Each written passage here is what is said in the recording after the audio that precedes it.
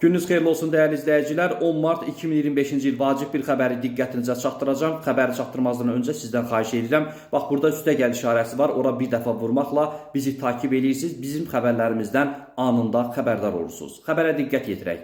Bu ilin fevralın 1-də banklar tərəfindən Azərbaycanın rayon və şəhərlərinə 27 milyard manat kredit verilib.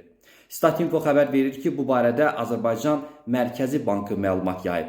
Məlumata görə bunun 21 milyard manat hissəsi paytaxt Bakının payına düşüb. Bakıdan kənarlara nəzər yetirdikdə Sumqayıt şəhərinin payına 782 milyon manat, Gəncə şəhərinə 666 milyon manat, Naxçıvana 365 milyon manat düşüb. Banklar tərəfindən Abşerona 313 milyon manat, Lənkərana 272 milyon manat, Bərdəyə 221 milyon manat kredit verilib. Xaçmaz rayonu üzrə verilmiş kreditlərin ümumi məbləği 203 milyon manat, Zaqatala üzrə 195 milyon manat, Mingəçevir üzrə 192 milyon manat, Şirvan üzrə isə 179 milyon manat təşkil edib.